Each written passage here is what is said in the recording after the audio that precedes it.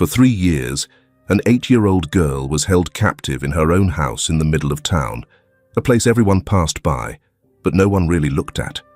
She was beaten, starved, and forced into silence. No one reported it, no one suspected, until a man stopped, looking directly at the truth the whole town had inadvertently turned away from. And his small act brought a great secret to light. Marina woke up before it was fully light, not because of an alarm, and certainly not because someone called her, but because of the familiar sound of footsteps from the old hallway, the dragging of slippers, heavy and labored, followed by a sharp knock on the door, as if trying to knock down the small room. "Get up! There's a pile of clothes that aren't finished." Isabella's curt voice echoed in like a dry, harsh wind. Marina groggily sat up from the thin mattress, pulling the frayed shirt over her body. Her eyes weren't wide open, not because she was still sleepy, but because they had learned to avoid all light, even the first rays of the day. The wooden table placed close to the window was her workspace, also where she ate and where she took naps. On the table, dozens of coarse cloth shirts were stacked, needles and threads scattered, a few rolled-up bandages, the only thing she had to treat the deep needle pricks in her hands. The needles were rusty, but she still had to use them. Marina carefully threaded the tiny eye, pursing her lips to keep her hands from shaking. Just one crooked stitch, and Isabella would be angry enough to use the wooden pestle to teach her a lesson. A noise behind her. She didn't turn around. Isabella placed a chipped porcelain plate on the table containing some cold rice mixed with congealed fat and a piece of dried fish, mangled and full of bones. She didn't say anything more, just pushed hard, causing the plate to hit the edge of the table, almost falling to the floor. "Eat quickly. Work quickly. And if you mess up again, don't blame me." Then she disappeared, as if Marina was air, existing, but not something anyone was obliged to notice. Marina picked up the spoon, scooping up a little rice. The taste was cold and as salty as tears. But she didn't cry. It had been a long time since tears had appeared. Perhaps her body had also learned to conserve everything, both blood and emotion. After breakfast, Marina continued to sew. Each stitch was an extreme act of caution. She knew the punishment for carelessness. Mid-morning, she stopped, stood up, and walked to the window. The room had no clock, but Marina always estimated the time by the sounds outside. The school bell, the voices of children calling to each other on the street. Today, too. Outside, the children wore backpacks and clean clothes, their mouths laughing brightly under the radiant sunlight. Marina rested her forehead against the window pane, one cheek marked with peeling paint. She didn't dream of anything big, just thought of a colored pencil, a book with a picture of a cat, or a name tag to wear on her chest. Isabella said she wasn't smart enough to go to school. School is for children who know how to obey. Marina didn't dare ask again. A crooked stitch. Marina frantically tried to pull it back, but it was too late. The seam tore for almost 2 centimeters. Footsteps sounded faster than usual.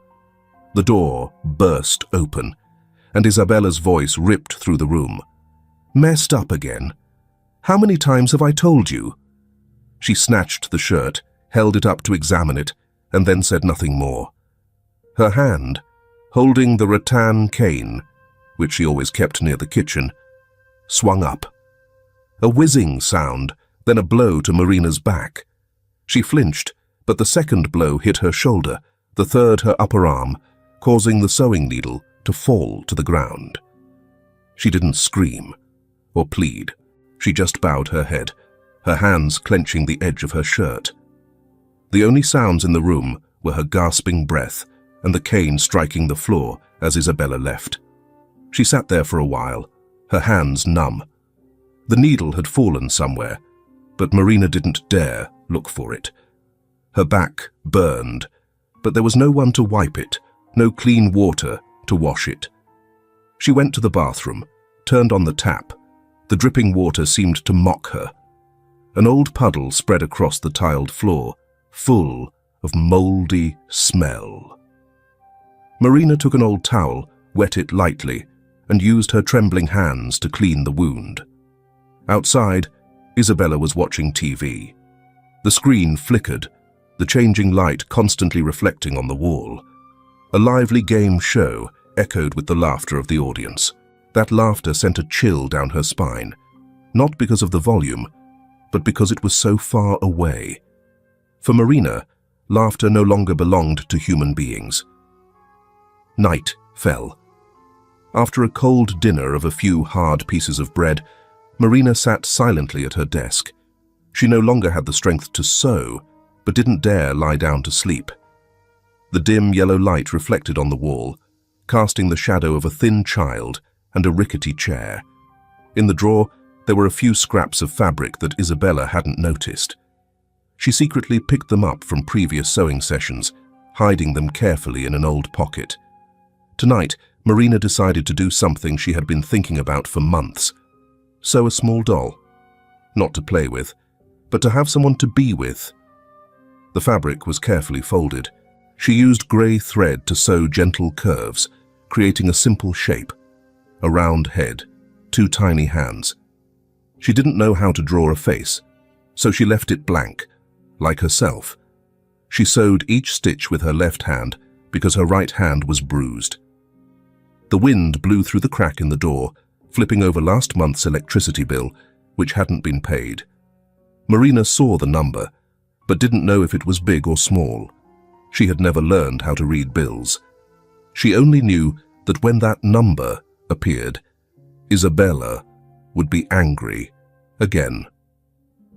Marina carefully cut a strand of blue thread, the only one left in the box, to make hair for the doll. The blue was like the sky she had never stood under for more than 10 minutes. She placed the doll next to her pillow. She looked at it for a long time, then whispered, "Tomorrow, I'll do your hair." Her voice was as soft as a breath. Outside the window, the wind blew gently, but the room didn't have a real window, just a piece of frosted glass fixed in place, impossible to open. No one heard Marina's words. No one knew that tonight was the first time she had spoken to anyone after many weeks of only silence. She closed her eyes. Beside her, the nameless doll lay on its side, looking up at the ceiling as if waiting for a dream. Marina didn't cry. Not because she was strong, but because she had forgotten how to shed tears. The April sun in the southern United States wasn't fierce, but it was persistent, like the sun itself was tired of shining down on this place. Nathaniel Grayson sat in the dusty black car, stopped in front of a row of low-rent apartments. The rough grey walls, windows taped shut, the rusty mottled tin roof, all created a picture that was both familiar and forgettable. "We could tear it all down and rebuild," the young architect standing next to him suggested. "There's nothing to keep." Nathaniel didn't answer immediately. He quietly got out of the car, holding a notebook, his eyes sweeping from the dry trees to the moss growing on the base of the walls. He looked around, then gently shook his head.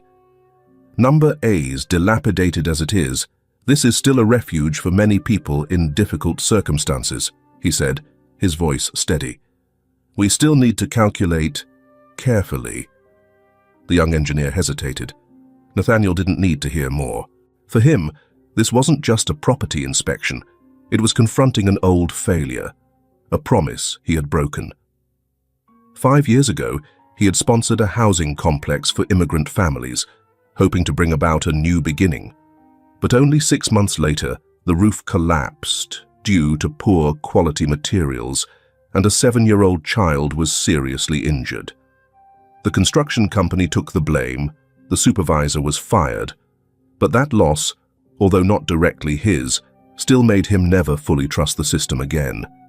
Since then, each year, he personally selected a few places from hundreds of locations, coming to inspect them without warning.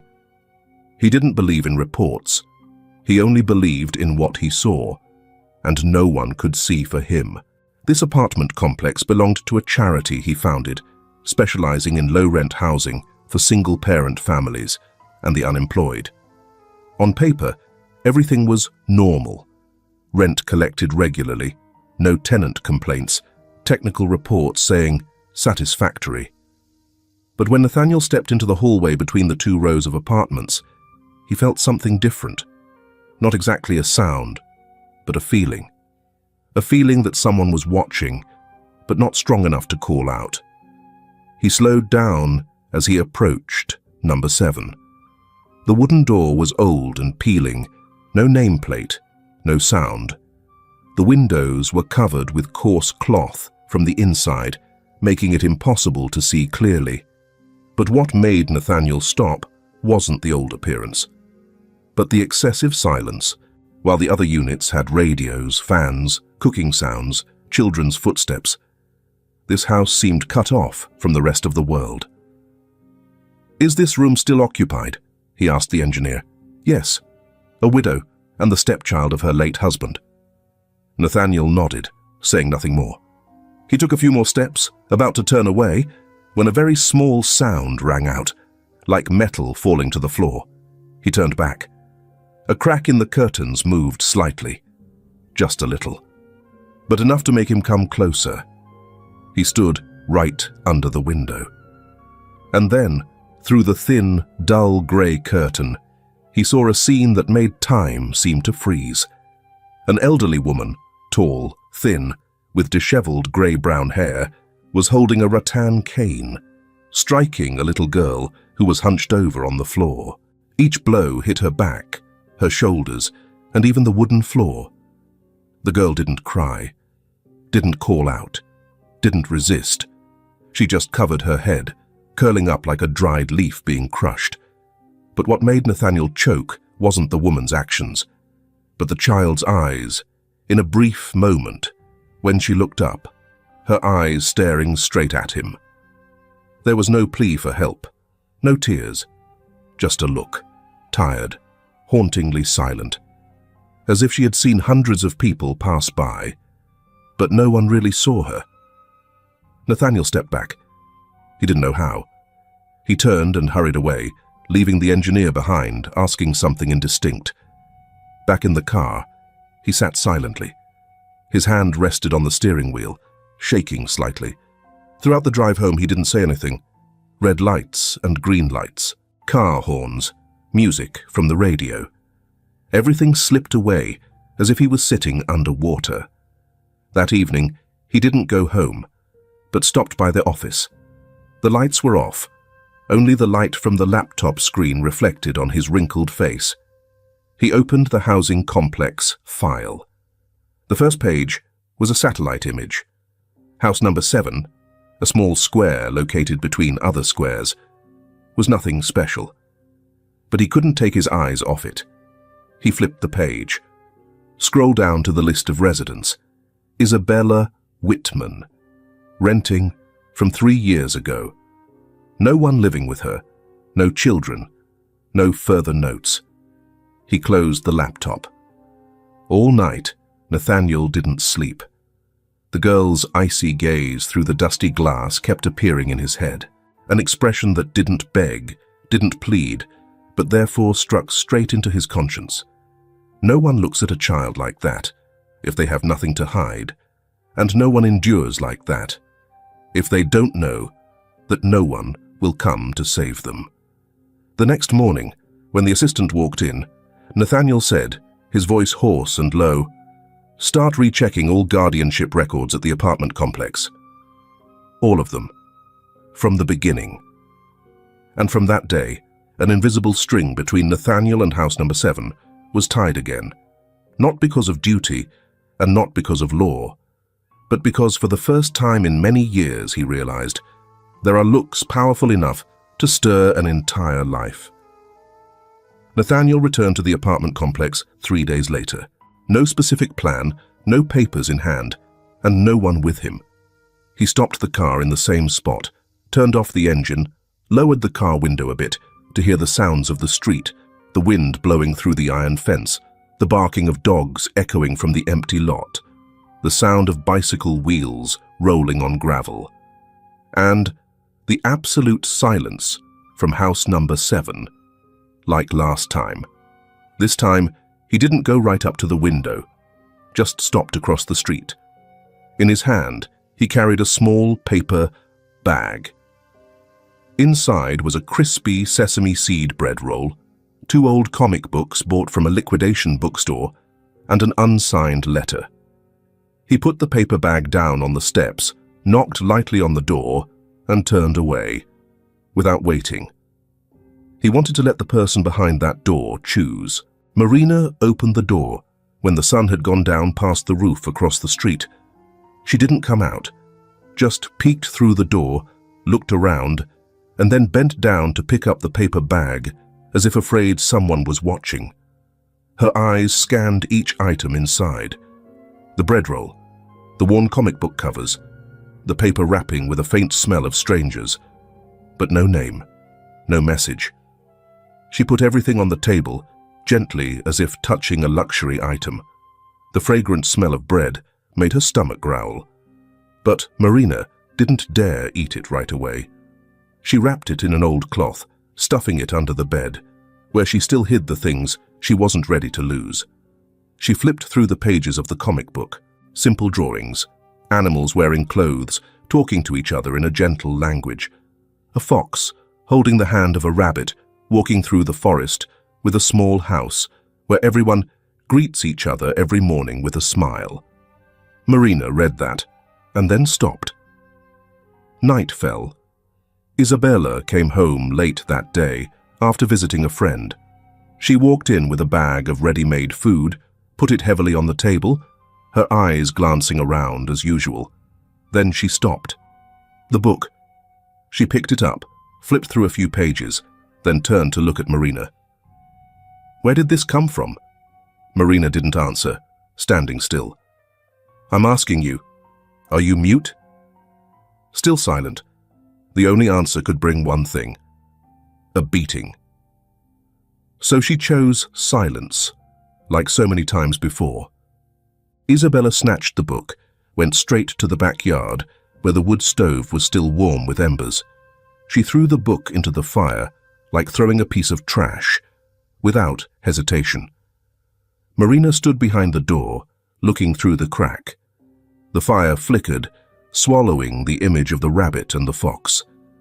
The paper burned, twisting, turning black, then falling like dead butterflies. She bit her lip, not because she regretted a book, but because she had just lost something she hadn't had time to name. That night, when Isabella was asleep, Marina quietly went to the yard. She used a small piece of firewood to push around the ashes, looking for pages that hadn't burned. 2 pieces of paper were left, warped, scorched, but still readable. One of the 2 pieces had only one line: "You deserve to be loved." Marina sat down, her hands trembling as she smoothed out the piece of paper. The dim moonlight shone down, enough to see the printed words thin as hair. She repeated that sentence in her head, like a forgotten spell. Then she folded it up, stuffing it into the cloth doll she had sewn the night before. On the other side of the street, in a car, Nathaniel witnessed everything. He saw the girl come out, rummaging through the ashes with her bare hands, picking up the scraps that no one wanted to keep. He didn't hear her voice, but he felt a quiet reverence in every movement. No one picks up ashes if it wasn't once fire. No one keeps a burnt piece of paper if the words on it have no meaning to them. Nathaniel leaned his head against the driver's seat. His hand rested on his chest, where his heart tightened as if a string was squeezing it. For the first time in many years, he felt afraid.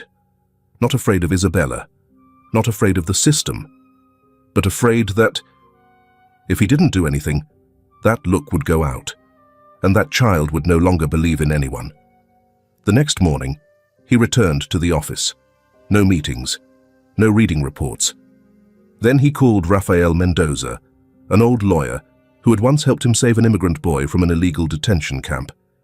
"We need to meet," he said. "This time it's not a lawsuit, but a child." And in the small room across the street, Marina woke up with a strange feeling. Not relieved, not safe, but something like warmth still lingered on the cold stone. She took the doll, opened the seam, checked the piece of paper. Still there. The words were still there. "You deserve to be loved." No one knew that on that morning, Marina kept her left hand on her chest longer than usual, as if she was checking if her heart still existed. Nathaniel wasn't a policeman, and he wasn't an investigator. He didn't have the skill to find clues, and he didn't know how to ask indirectly to extract information. But he had intuition, something he had learned after many years of running businesses where pretense was packaged as a high-end product. And he had one more thing: the time to observe, and the silence for people to voluntarily say things no one asked. After the day he personally witnessed Isabella beating Marina, he started returning to the apartment complex more often. He didn't try to approach the little girl, and he didn't directly confront the woman. He walked around the block, sat at the corner cafe, bought an old newspaper at the newsstand, just to have a reason to stand nearby. He listened to the greengrocer talk about the difficult owner of the tailor shop across the street. Listened to an old woman say that she once saw the little girl from house number 7 being pushed down, but not daring to cry. And listened to the delivery man say that every time he came to deliver, he only saw the little girl's hand come out to receive the package, never saw her face. From those fragmented pieces, the name Lucia Ortega was repeated, not because she talked a lot, but because she was the last person to work for Isabella and then suddenly quit. That's when Nathaniel went to the small tailor shop where Lucia worked, not as a millionaire, but just as a man who had seen a child being beaten in broad daylight and couldn't ignore it. Lucia Ortega worked in a small tailor shop about 6 blocks away from the apartment complex where Marina lived. She wasn't special, short, her hands rough from stiff fabric and metal, but when Nathaniel mentioned Isabella Whitman, she suddenly fell silent. Then she stood up, locked the shop door from the inside, and pulled out a small, faded, fabric-covered notebook from the drawer. "No one believed me when I spoke," she began, her voice strangely calm. "So I wrote it down." In the notebook were lines of steady handwriting, date, time, names of the workers, hours worked, and special notes. Nathaniel turned to the page that read Marina B. It appeared 7 times. Next to each line were small, stinging notes. Swollen fingers, can't hold scissors. New tear on her back, can't sit for long. She doesn't speak, eyes staring at the wall all day. Last time, blood on her shirt, I gave her a cloth. She hid it. Lucia said, lightly as if talking about the weather. At first, I thought Marina was a relative. Then, I knew she was the stepchild of her husband. But when I asked, Isabella said, "The girl is mute." She looked up at Nathaniel. "But I've never heard anyone mute who knows how to cry so silently." Nathaniel left the shop with the copied notebook. His hand gripped the steering wheel tightly, but his mind drifted somewhere else. That sentence, crying silently, was like a lock twisting into his chest. He thought of Marina's eyes that weren't wet, weren't red, but always hid something broken. The next person he sought was Inez Herrera, an elementary school teacher who used to teach the 1st grade, the year Marina should have been in school. She lived in a cramped apartment on the 2nd floor of an old apartment building. When she saw Nathaniel, she was slightly surprised, but didn't refuse to meet, perhaps because she had been waiting for someone to come for many years. That little girl, she only came to class for 2 weeks, Inez said, her fingers caressing a small handkerchief on her lap. Didn't talk, didn't play with anyone, but drew constantly. But the things she drew, houses without doors, people without mouths. Nathaniel was silent. I reported it to the social work department, Inez continued. Sent 3 letters. All 3 were returned, saying that the school has no right to interfere in legitimate families. After that, I was reminded for interfering too much. Marina disappeared from the class. I never saw her again. A week later, Rafael Mendoza, a human rights lawyer and old friend of Nathaniel, appeared with a file in hand. "You guessed right," Rafael said, opening a faded printout. Isabella Whitman never had official guardianship. The ex-husband, Marina's father, died in a traffic accident, leaving behind assets of nearly $2 million. But the will didn't specify who would receive it on behalf of the child. "So why didn't anyone check?" Nathaniel asked. "Because no one wanted to check," Rafael laughed softly, bitterly. The file was submitted through the property broker. The guardianship certificate was an uncertified copy. No one bothered to verify. In the eyes of the law, Marina is a child with a caregiver. That was enough for no one to touch it. Finally, Nathaniel sought out Father Thomas, the oldest priest in the parish. The old priest was silent when he heard Marina's name. "That little girl came to confession once," he said, his voice like mixed with wind. "Not to confess, but to ask." "Ask what?" He looked at Nathaniel, his eyes seeming to see through the soul of the person opposite.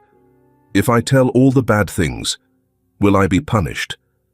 If I say it, will people believe it? If I hate my mother, am I a bad child?"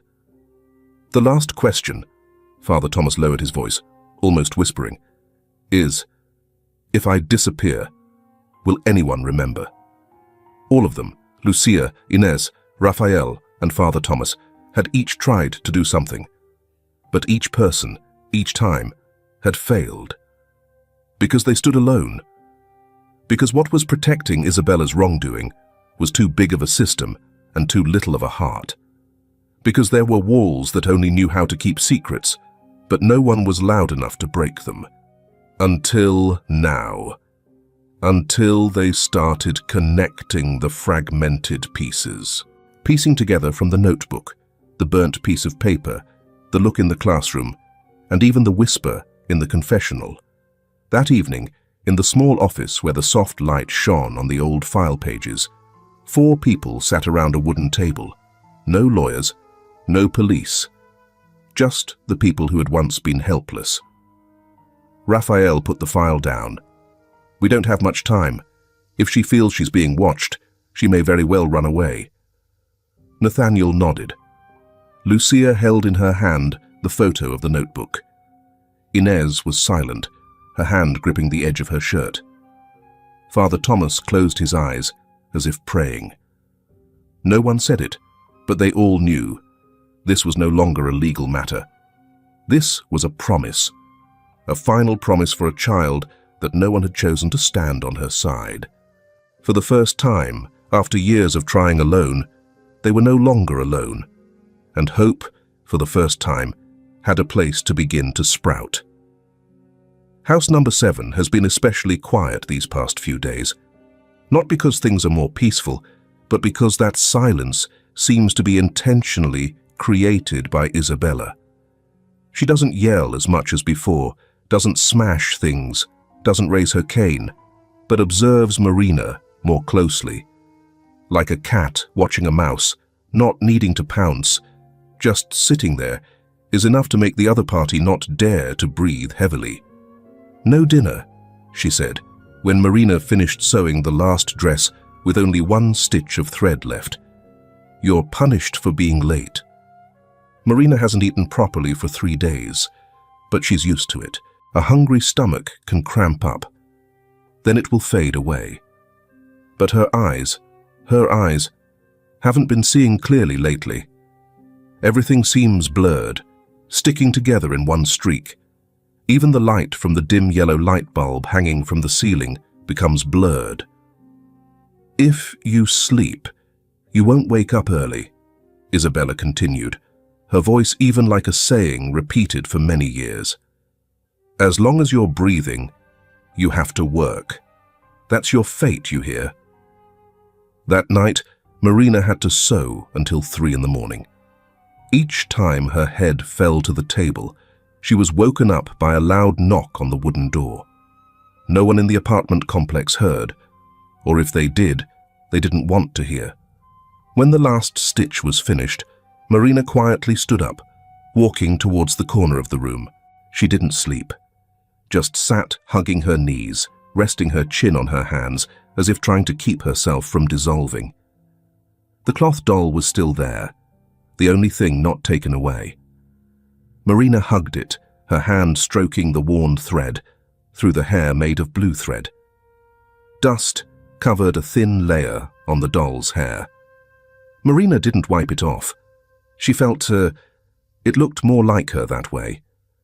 The next morning, when Marina opened the door to pick up the trash, she saw a white daisy lying on the windowsill, small, pure, and fragilely strange.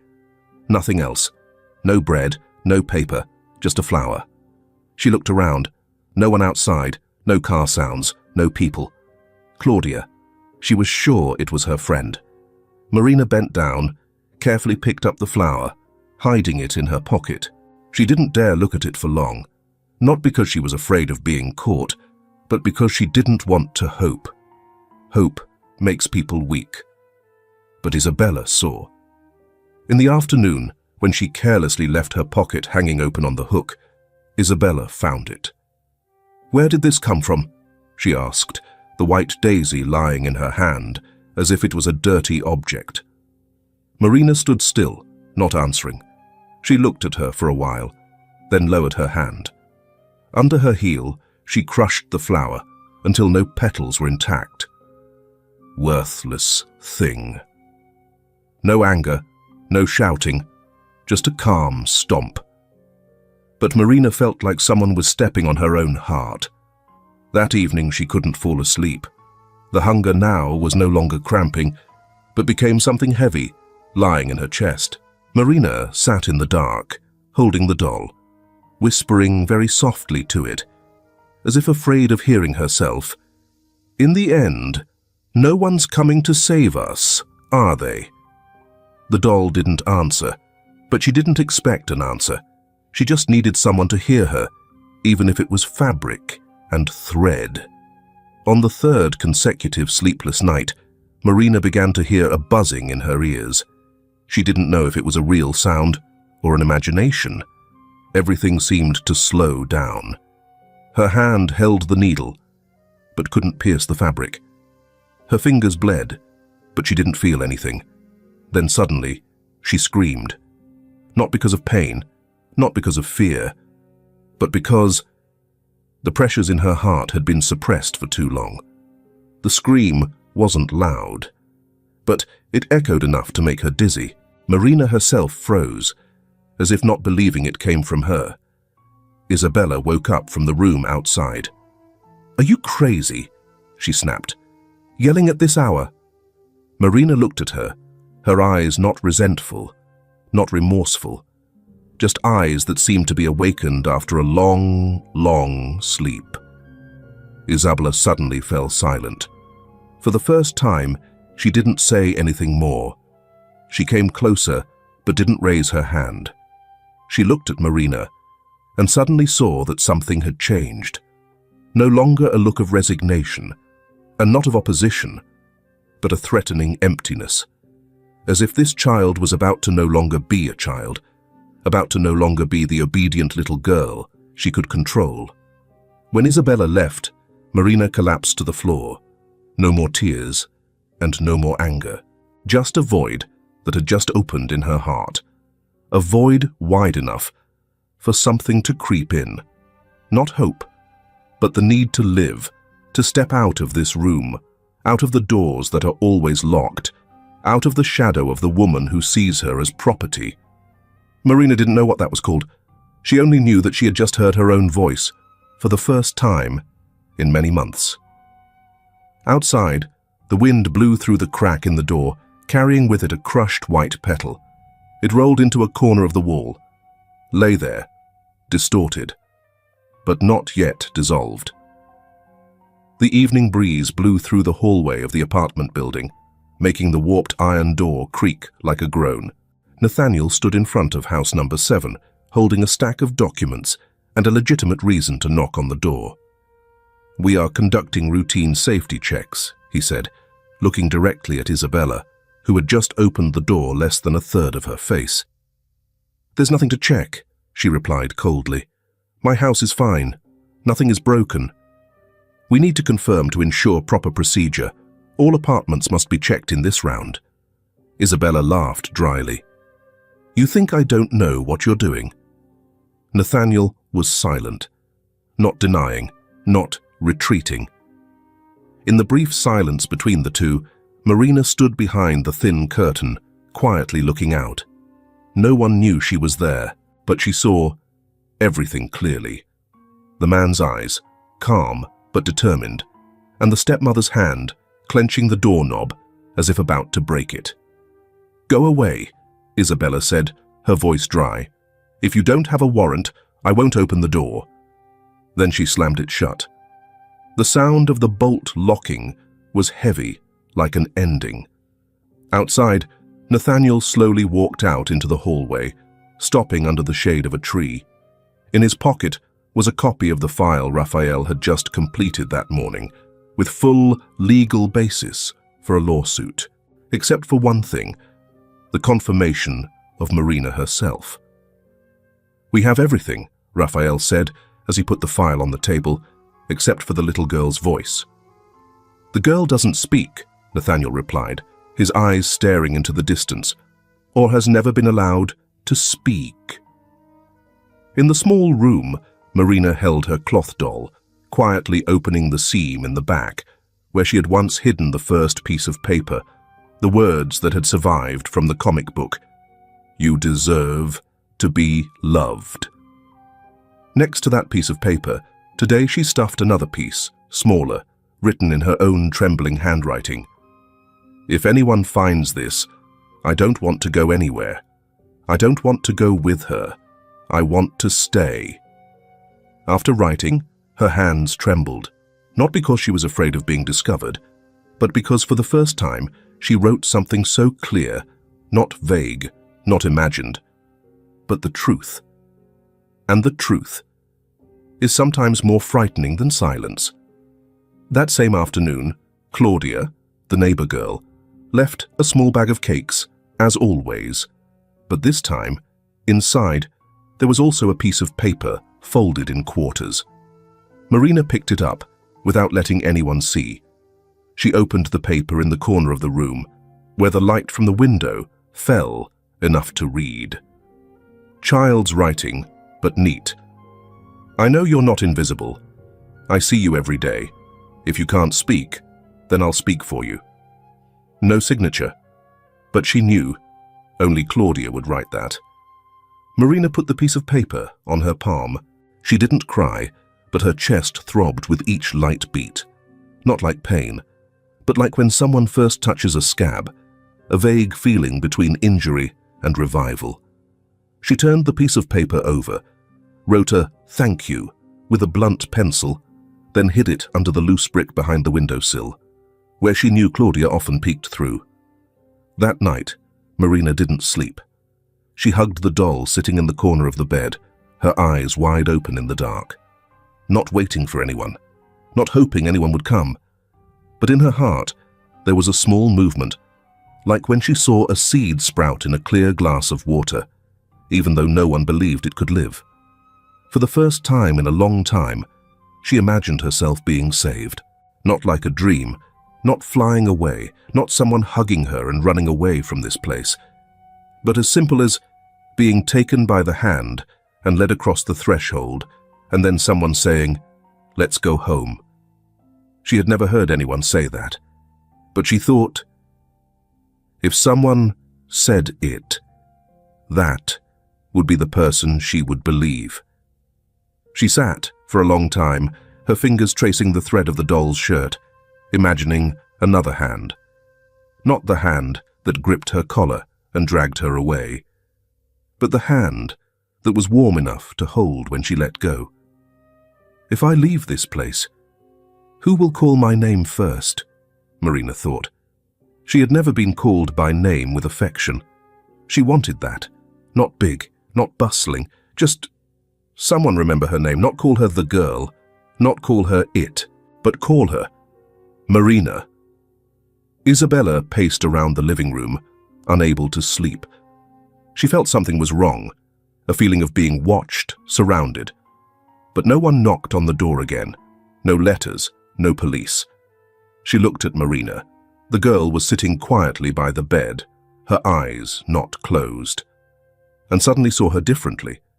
Not oppositional, not defiant, but disturbingly still. She didn't know that in that darkness, Marina was no longer afraid. She had tasted a morsel of something called someone on the other side. And a child who knows that she has someone on the other side of the door will not be silent forever. Light footsteps sounded in the hallway outside.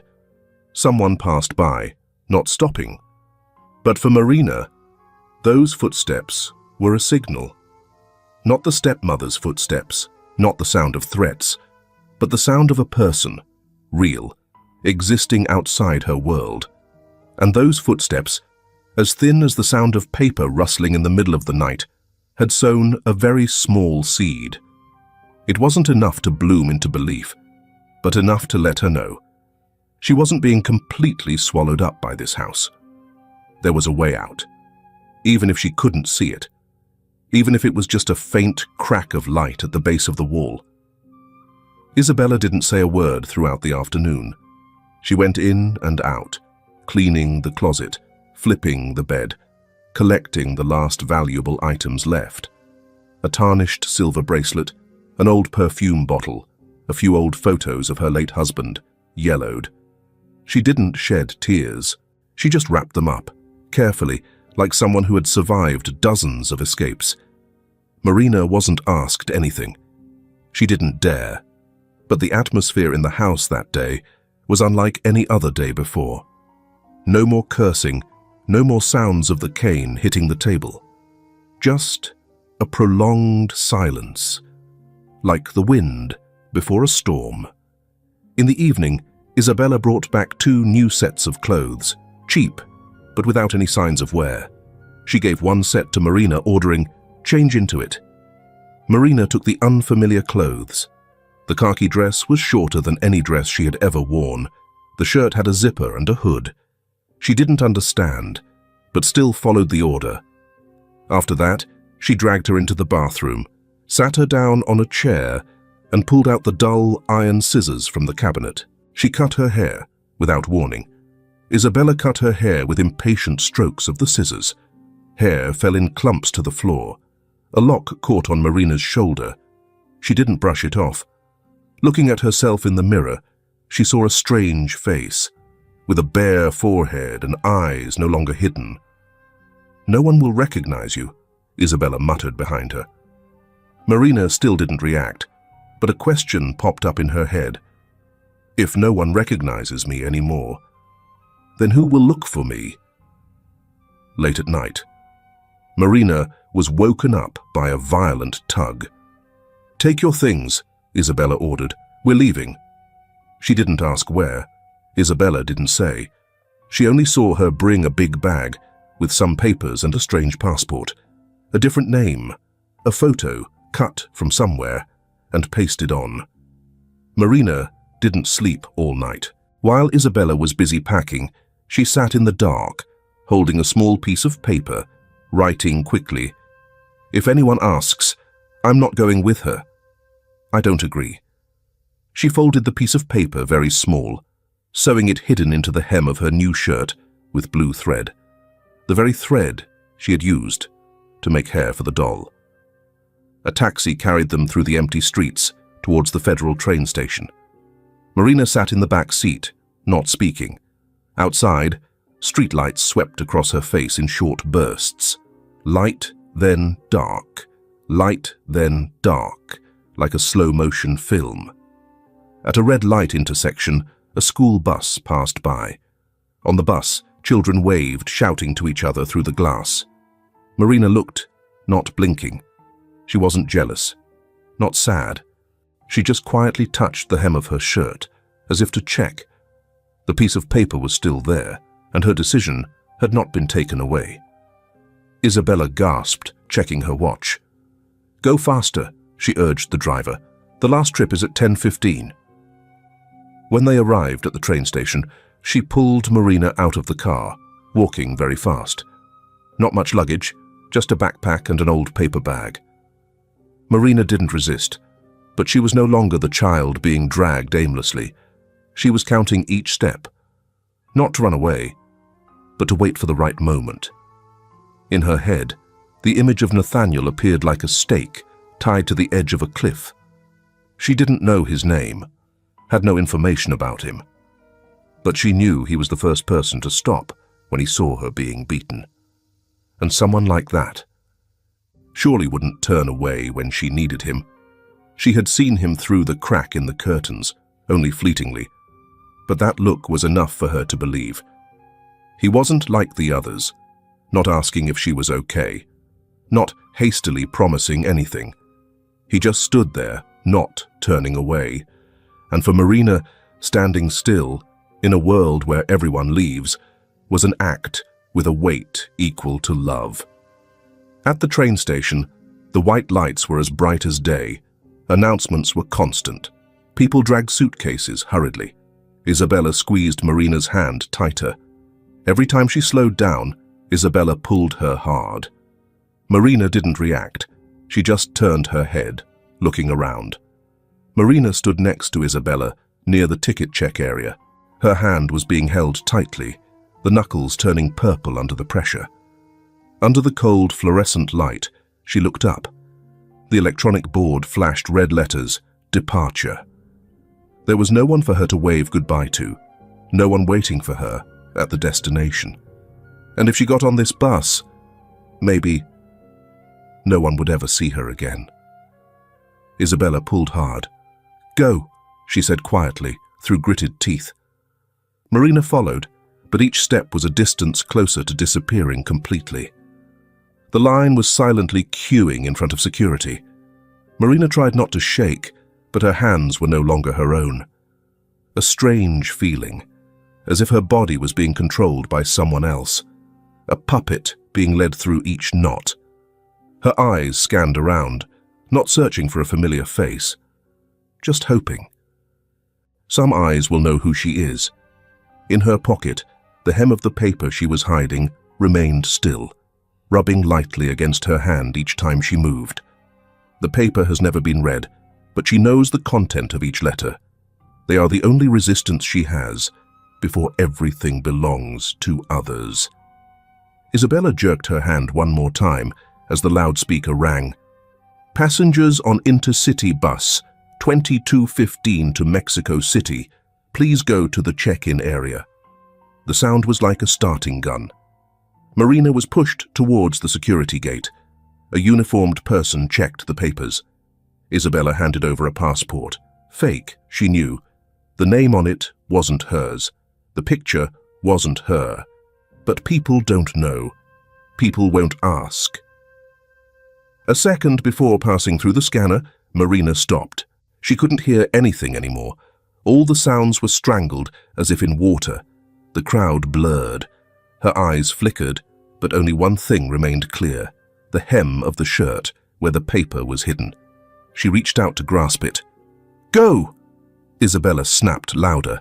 She leaned down and whispered, "If you don't go, you're dead to me." But Marina wasn't afraid anymore. A hot flash spread up her chest, ran through her throat, touched the vocal cords that had been silenced for too long. She didn't know where she got the breath from, just knew that if she didn't speak now, she would never hear her voice again. And then, "I don't want to go with her."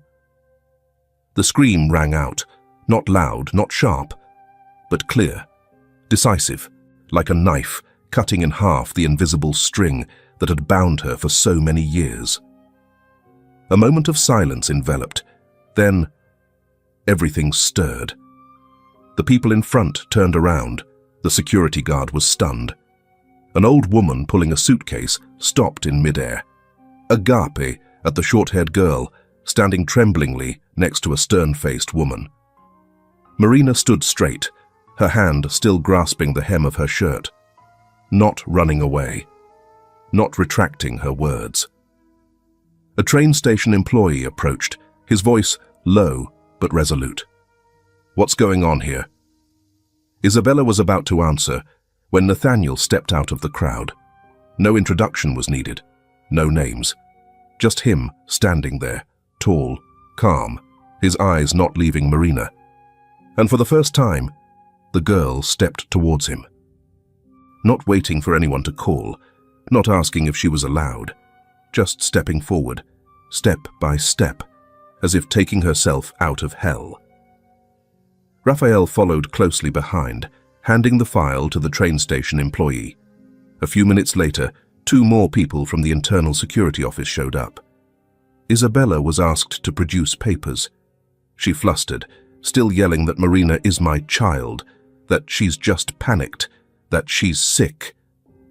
But no one believed her anymore, because the child had spoken, and that voice was real. Marina stood next to Nathaniel. He didn't touch her, didn't say well done, didn't comfort her. He just stood, letting her know she was no longer alone. She looked up at him. Nathaniel nodded slightly. There was no need to say anything. That nod was the final confirmation that, "I see you now.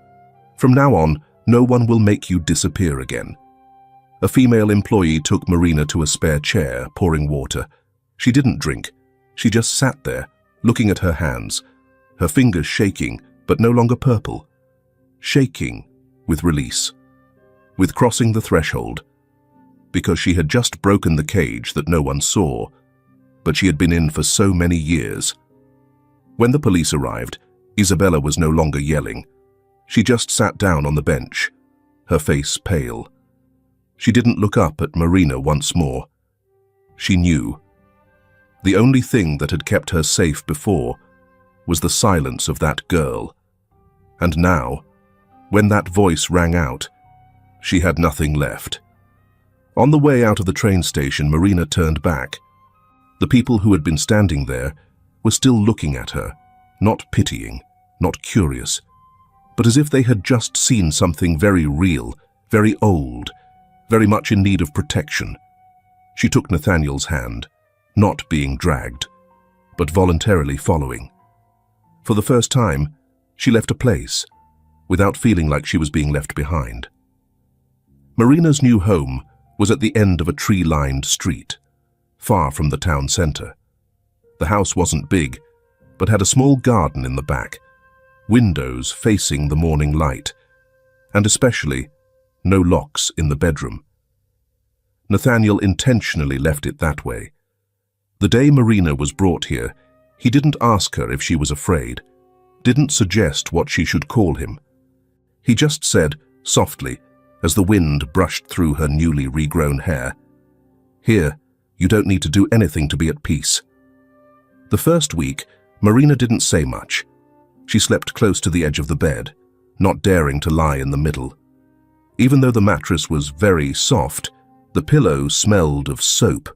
She still lay on her side like in the old house, as if ready to roll off the bed if someone walked in. Some nights, Marina woke up in the middle of the night. The window wasn't closed tight.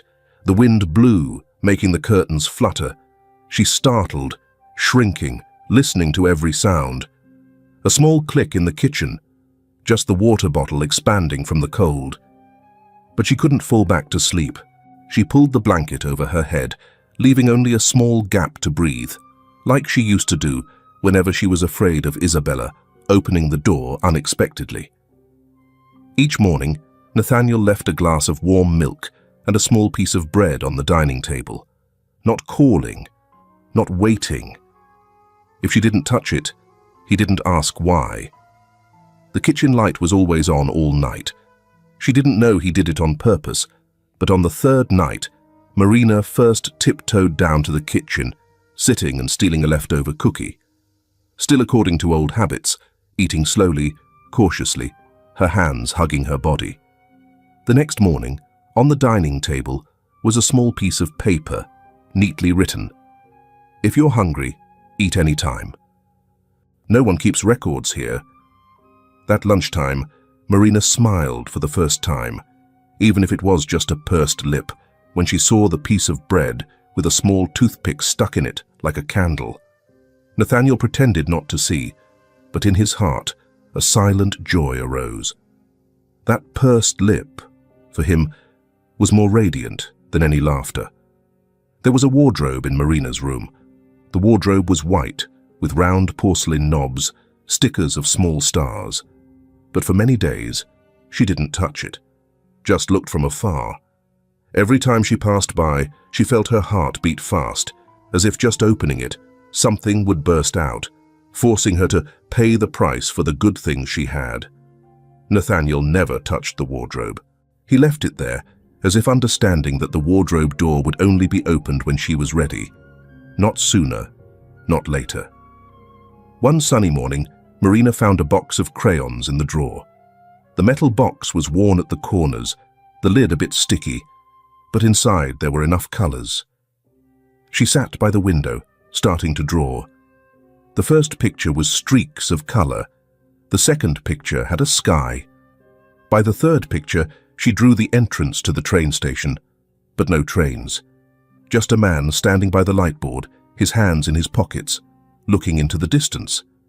At first, she hid the paintings under the mattress, afraid that someone would see them and punish her. But then, when she finished drawing the man standing waiting at the train station, she put the picture on the table, not asking permission, not hiding, just putting it there, like a first word she dared to say in color. The painting wasn't signed, but when Nathaniel saw it being put on the wall, he just nodded, not asking, not commenting. He understood, because sometimes silence is the first language of trust. Marina started writing letters. Not long, just a few lines, written to Claudia. She didn't send them, because she wasn't sure if her friend was still at the old house. But each time she finished writing, she felt a little lighter. "I think the light doesn't hate me. Before, I thought I was being punished, so I was in the dark. But now I know. The light is still there. I just haven't dared to come out yet." One afternoon, Marina went for a walk with Nathaniel to the small stream behind the house. The water flowed slowly past the rocks. The grass on the bank swayed gently in the wind. She carried a small wooden box, not telling him what was inside. When they reached the log bridge across the stream, Marina stopped. Her hand trembled as she opened the lid. Inside was the old cloth doll, the one she used to hug every night in the room without a window. She touched it one last time, stroking the worn threads that had faded, then gently dropped it into the water.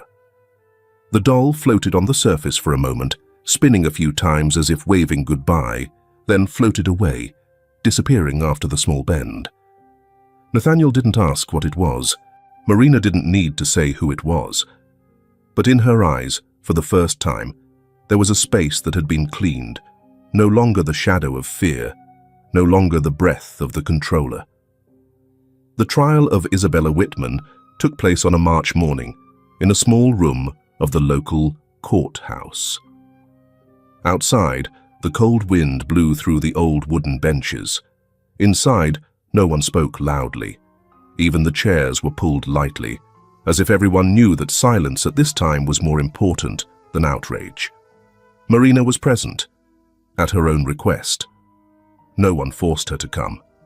Nathaniel even wanted to hide her from the trial, so she wouldn't have to witness anything uglier again. But Marina said, in a decisive tone that he had never heard from her, "I want to know how much she will lie." And he understood. This wasn't for revenge. but to close. Isabella entered with her hands cuffed in front of her stomach. She didn't mope, didn't cry, didn't bow her head. She just stood straight, as if attending a meeting. When asked, she answered in a steady voice, as if recording. I raised her from a young age. No one helped. No one thanked me. She didn't need to go to school. She could learn at home too. I was just holding the money for her. I would give it back when she was old enough. We went abroad because the environment was better. I didn't do anything wrong. Not once in her testimony did she call Marina by name. Just it, the girl, that child. Marina sat in the last seat. She didn't cry, didn't shrink, didn't cover her face like in the old days. She just looked straight at the woman standing in front of the dock. Her eyes had no resentment and not a look of victory. It was silent, but decisive, as the last door was closed, never to be opened again. Beside her, Nathaniel sat still, but his hand rested on Marina's thigh, warm and steady.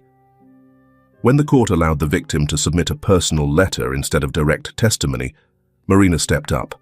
She didn't speak, just handed over the small envelope, in which was the piece of paper she had hidden in her shirt. If anyone asks, I'm not going with her. I don't agree. The judge read it aloud. The voice was not high, not dramatic, but in the courtroom, everyone seemed to stop breathing. It was no longer ink on paper, but a living testament to the fact that a child had screamed in silence. In the final arguments, Lawyer Raphael gently turned his head, looking at Marina. Then he said, sometimes, the most terrible thing is not the action, but the fact that a person can do all those things without feeling it's wrong. The sentence was pronounced, 8 years in prison, no parole, along with a commitment to invalidate all financial rights related to Marina's inheritance. Isabella didn't yell, didn't protest. She just smirked, like smiling or like sneering. Marina watched her being escorted out of the room. For a very short moment, their eyes met. Marina didn't bow her head. When it was all over, Marina stepped out into the courthouse yard, where the sun had begun to rise. Nathaniel quietly handed her a bottle of water. She opened the lid, took a sip.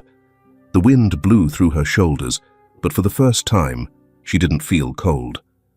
Are you okay? He asked. Marina nodded. Not nodding just to get it over with, but nodding to say that, what needed to be faced. She had looked straight at it. That evening, when she got home, she opened the wardrobe. Nothing happened. No one walked in. No screaming. Just a gentle fragrance of new fabric and a row of neatly folded clothes. Marina tried on one, then stood in front of the mirror. She looked at herself for a long time. Not to check if she was beautiful or not, but to check if this was real. She reached out to touch her face, not to wipe away tears, because she wasn't crying, but to feel this skin, this face, this hair that was growing back. All were still here, and she was still a person, not an object to be hidden. At dinner that day, Marina sat at the table before the kitchen lights were turned on. She picked up vegetables, ate rice, drank water. Not secretly, not awkwardly, not startled when Nathaniel got up to get salt. When he returned to the table, Marina was still sitting there, straight back, hands on the table. A very small moment, but for Nathaniel, it was the biggest answer to everything he had never asked. The yellow bus slowly crossed the red dirt road. On both sides were fields of wheat that had just been harvested. On the bus, chatter was rife, interspersed with intermittent laughter. The children were excited for their first picnic after the spring break.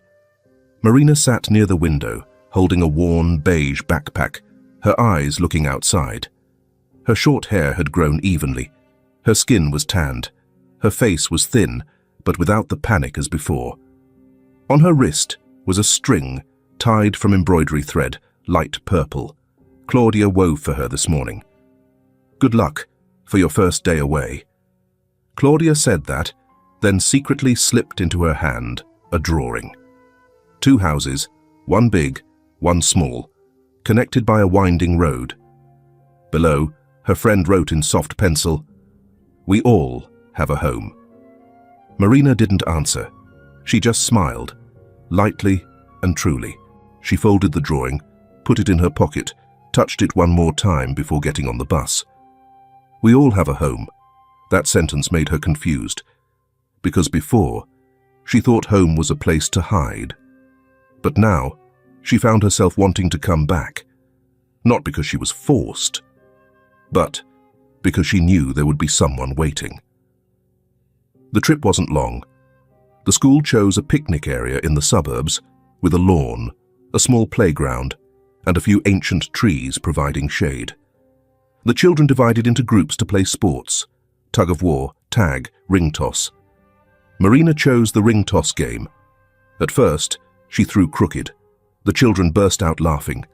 She wasn't angry, also didn't retreat. On the third try, the plastic ring fell right on the top of the pole, and a round of applause rang out. Someone shouted, "Hit it!" Marina smiled, a real smile, not wary, not afraid, not looking around to see who was watching her. When the children ran towards the dining table, Claudia took her hand.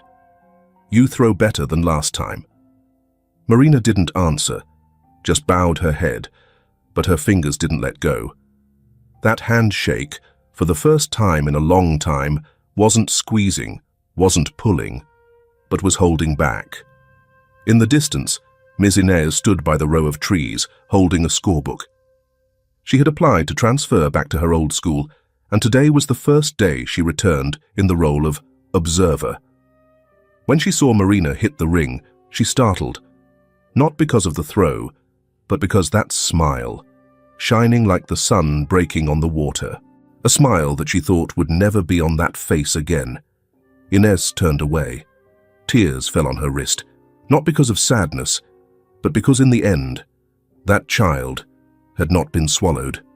At lunchtime, Marina sat next to Claudia under a tree. The lunchbox she brought had peanut butter sandwiches, a few slices of apple, and a paper carton of milk.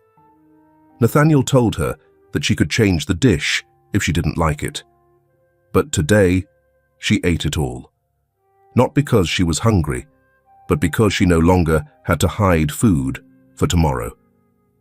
When the picnic ended, the children got on the bus one by one.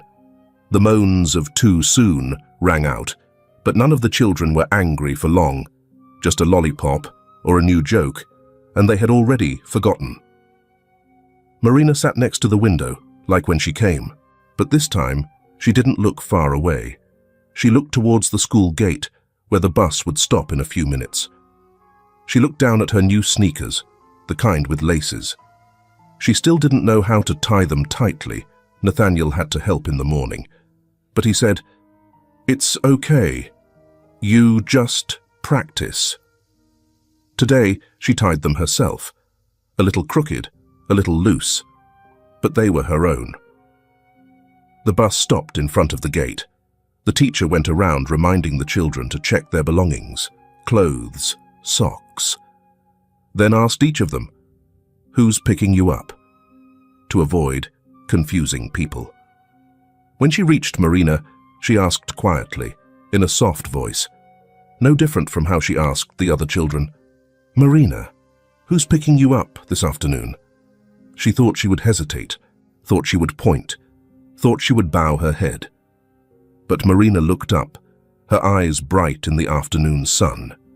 Her face was not timid and not too tough, just an 8-year-old girl, normal, as she should always have been. And she replied, in a clear, steady voice, "My dad is waiting for me at the gate." No one asked more. No one needed to explain. The man standing on the other side of the fence, his hair salt and pepper, his jacket dark, holding a bottle of water, didn't need papers to prove his role. Because Marina had called, and calling is choosing. Inez stood behind, her hand lightly gripping the back of the seat. She didn't push forward, didn't come closer, just looked, like she used to look at Marina through the classroom window in the old days. Claudia waved when Marina got off. Marina waved back, but her eyes didn't leave that familiar shape. The shape that had been waiting, not urging, not impatient, as if he had always been standing there, just waiting for her to be ready. When Marina stepped out of the gate, Nathaniel held out his hand. Not hugging, not carrying, just holding out his hand, like a father holding out his hand to welcome his child home. And Marina, without hesitation, put her hand in his. Holding his hand, she didn't think about the trip and didn't remember the old house.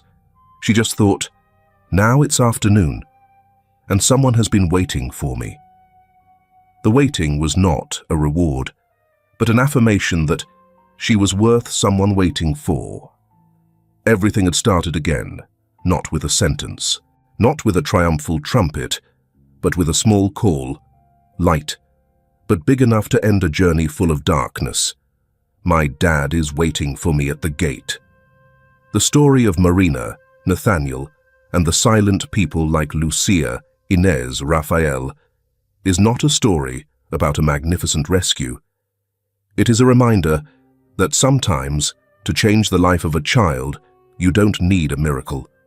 Just a long enough look, a deep enough question, and a person who refuses to turn away. And if you, the one who has patiently read to this line, have ever felt like you were forgotten, ever wanted to scream but no one heard, or ever thought that your voice wasn't loud enough for anyone to listen, please remember that. As long as there is one person who believes you have value, then you are not invisible. Thank you for staying. I hope you leave with something left in your heart, not pain, but tenderness. Because sometimes the most beautiful thing is not to be seen, but to be seen through, and still be loved.